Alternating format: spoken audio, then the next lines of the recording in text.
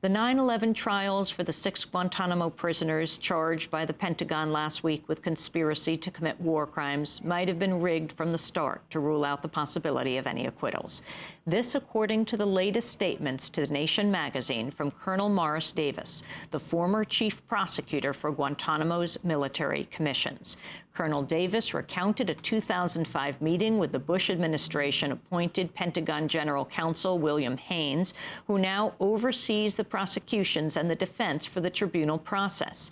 Haynes said, quote, "We can't have acquittals. If we've been holding these guys for so long, how can we explain letting them get off? We can't have acquittals. We've got to have convictions."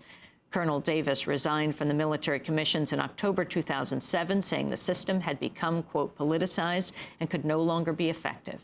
His latest statements to The Nation magazine offer the most pointed evidence of the military commission's bias and undermine the Bush administration's claims of ensuring fair trials for the accused.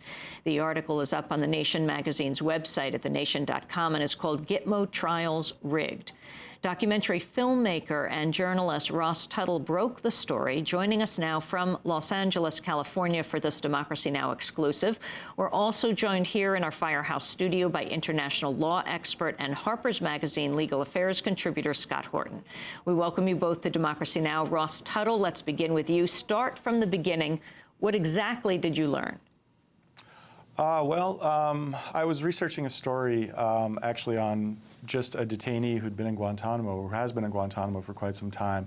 I decided to call the former prosecutor. He'd been quite vocal about his opinions since resigning. Before, he'd been a staunch advocate of the commissions, spoke at length actually in another op-ed before he resigned in June, lauding the commissions. Then he resigned in October. And I thought I'd give him a call just to see what he'd say about the recent events with the charges in February that were announced, and to get his opinion about whether there could be some fair trials. And that's when he told me about this conversation that he had. Explain exactly who he is and the conversation that he had. Well, Colonel Morris Davis is a former prosecutor for the military commissions, overseeing all the prosecutions, essentially. And he told me, basically, when I asked him, I said, will these men get a fair trial? He said, well, when I had a conversation with William Haynes, who was, or who is the general counsel for the Department of Defense, who's essentially the chief legal officer at the Department of Defense, he said, when we discussed the Nuremberg trials, and that's when Morris said, well, Nuremberg trials, you know, there were some acquittals at the Nuremberg trials, and if indeed there are some acquittals in our situation here, at least that will lend some legitimacy to the process. And that's when he said, Haynes looked at him, eyes got wide, and said, we can't have acquittals. He said, how can we explain holding these people for so long? And we have to have convictions. And explain exactly the position that Haynes occupies to make this opinion so significant. Well, at the time, Haynes was an advisor to the Secretary of Defense.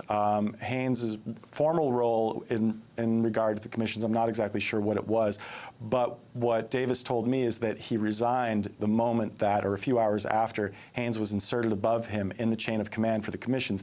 Basically, Haynes will, at the time when the defense and the prosecution both report to deputies within the Department of Defense, who then both report to William Haynes as it stands now. So once Haynes was inserted above him, Davis had a couple of concerns. Haynes has also been linked to some memos that have been dubbed the torture memos, or one in particular that was released in November 2002. It was a report that he wrote for Donald Rumsfeld, and it was advocating the use of aggressive interrogation techniques.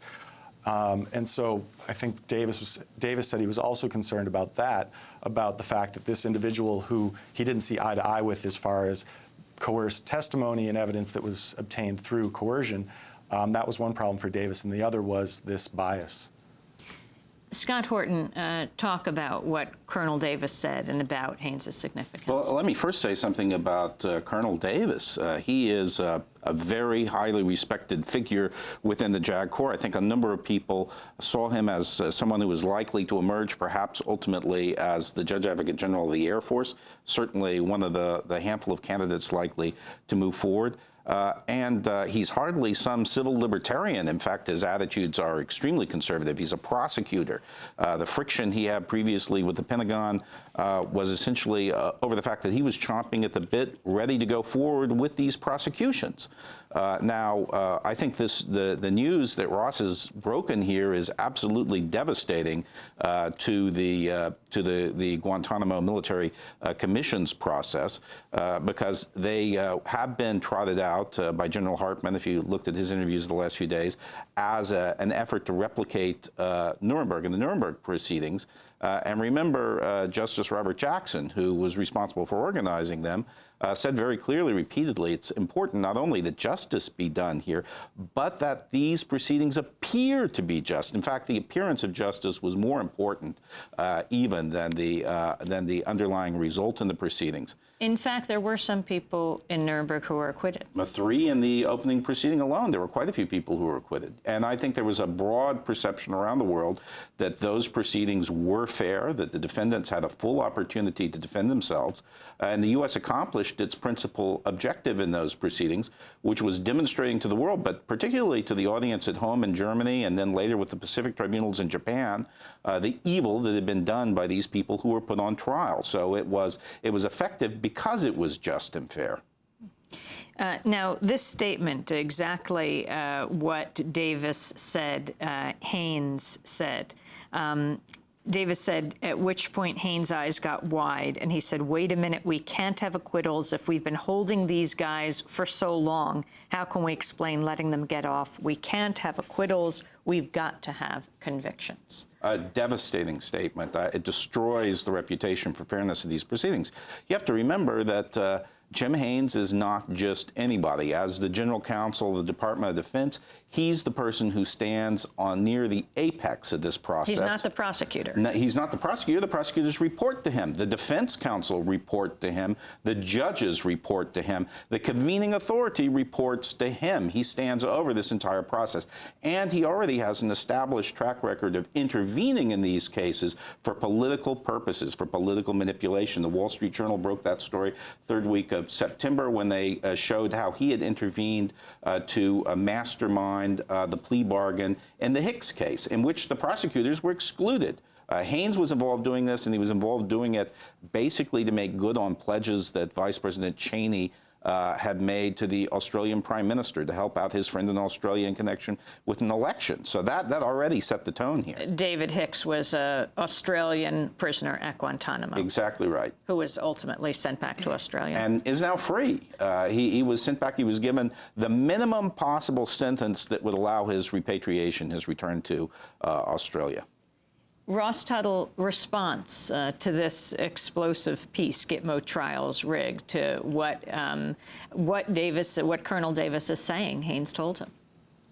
Well, I was surprised. I mean, I guess, I don't know if I was that surprised. I mean, I was surprised that somebody would say it or say it for attribution or say it to somebody who would then say it for attribution. But, you know, and talking to a lot of people, I don't know that many people were surprised, you know, that sort of registers with, sort of, yeah, I thought so. But I feel like this is the first time, and why it struck me and why I thought it was important to get out there, which was later confirmed by a lot of the people that I spoke to when reporting, that this really seems to be the first time that somebody at such a high level has made such a statement that appears to be, you know, what a lot of people have believed all along, that this process cannot result in fair, open trials. And so that's a concern, and it, you know, hopefully, and I think what Davis is trying to do, being out front on this issue, is trying to get people to recognize that and get people to reevaluate the system and fix it, because I think everybody involved, the detainees, the people in the JAG Corps, I think, you know, most people involved, most people who pay attention to this issue, they want to see justice done, but this process seems deeply flawed. Scott Horton, does conviction automatically mean death? No, it doesn't automatically mean death. There's still a discretionary process here. The United States, the prosecutors have announced that they will seek the death penalty for at least some of these detainees if they secure a conviction. But in our military justice system, we haven't had an execution since 1961. Our system, our military justice system, very strongly disfavors the death penalty. Talk about the role of the JAGs. Talk about the role of the military lawyers and where they've stood over the years. Now, of course, Davis has resigned. Well, I think one thing we should stress up front is that even the most severe critics of this process, for the most part, stand in awe of the JAG Corps and the way they've handled things. I mean, we've got a bunch of dedicated professionals who want to play their jobs, want to play their roles competently and professionally. And in fact, professionalism has been the top note of the JAG Corps since the beginning of this process. And the concerns that are being articulated are about political meddling with the work of the JAG Corps, intervention by political appointees